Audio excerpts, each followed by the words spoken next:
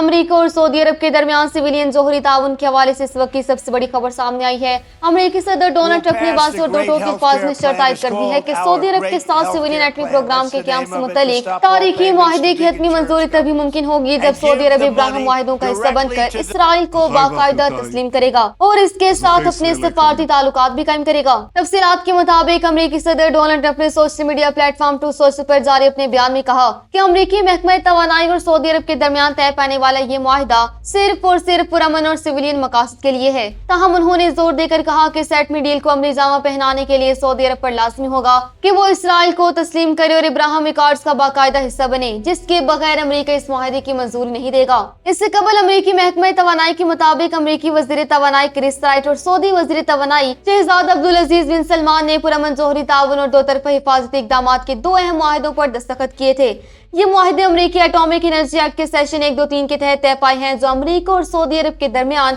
कई दहाइयों पर मुहित अरबों डॉलर की तिजारती और स्ट्रेटेजिक शराकतदारी की कानूनी बुनियाद फराहम करेंगे। इस मुआहिदे को हतमी जायज और मंजूरी के लिए अमेरिकी कांग्रेस में पेश किया जाएगा। अगरचे माजी में अमेरिकी कानून साज और इसराइली हुकाम ने सऊदी अरब में यूरेनियम अफसुदगी की सलाहियत पर शदीद तहफ़्फ़ुज़ात जाहिर किए थे, ताहम अमेरिकी वज़ीर तवानाई ने तमाम देशों को मुसरत करते हुए कहा कि ये मुआहिदा आलमी एटमी सलामती और अदम फैलाव के आला तरीन मेयारात पर पूरा उतरता है। सऊदी अरब का मौक़िफ़ है कि उसे भी खित्ते के दीगर ममालिक की तरह पुरअमन सिविलियन एटमी सलाहियत का पूरा हक हासिल है। ताहम अमेरिकी सदर की जानिब से इसराइल को तस्लीम करने की इस लाज़मी शर्त के बाद अब पूरी दुनिया की नज़रें सऊदी अरब के अगले तारीखी और सफारती फैसले पर टिक गई हैं।